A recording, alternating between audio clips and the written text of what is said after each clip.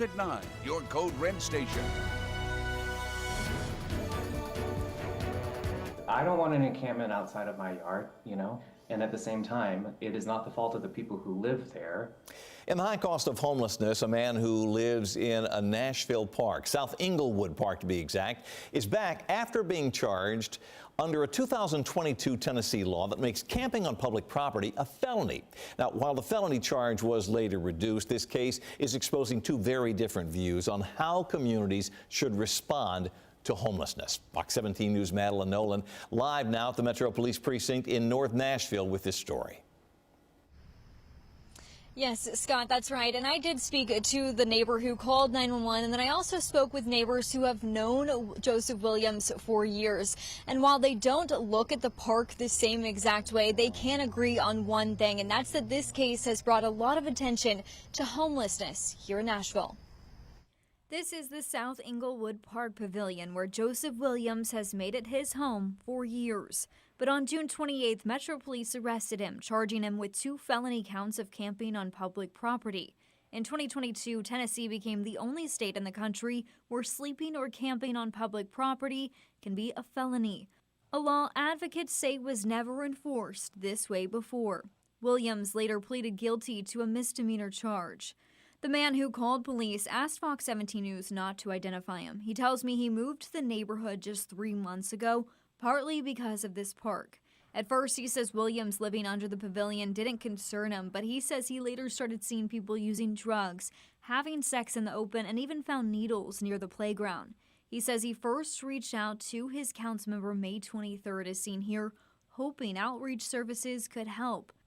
But when he says he got no response, he called police. I've never been to the park after dark, so I'm not here to dispute anybody's observations of activity that happens after dark. Michael Durham, founder of Inglewood Mutual Aid, a neighborhood group, says those concerns should be taken seriously, yet arresting people living outside doesn't solve the problem. The wait lists are so incredibly long for him to get into housing that is appropriate for his needs.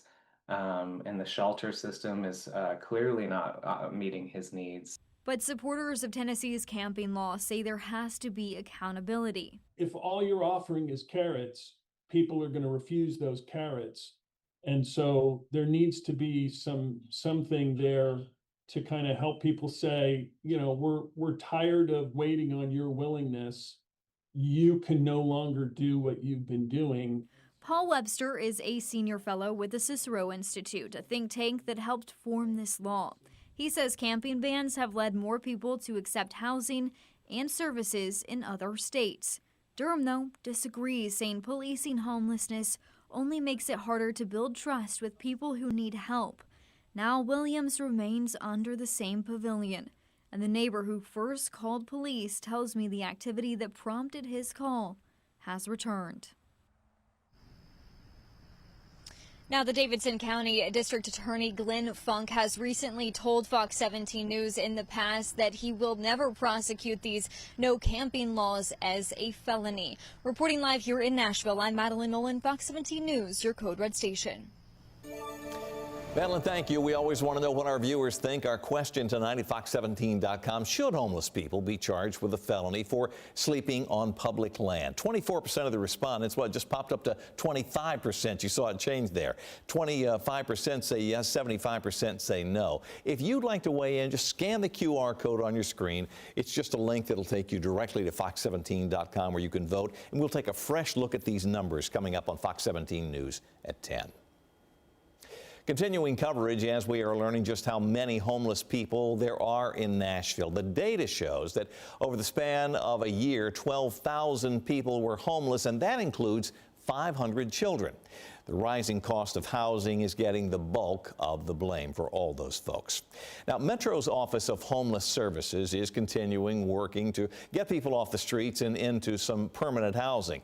It has closed down several camps since the end of the pandemic. In fact, back in the spring, workers cleared a camp in Antioch, but the people who live in that same Antioch area tell us when one of these camps closes, others just seem to pop up and take their place. Fox 17 News has been covering the high cost of homelessness for about 6 years now. And you can see how this issue has changed by looking at some of our previous stories on the Fox Nashville YouTube channel. And while you're there, we invite you to become a regular subscriber. In Operation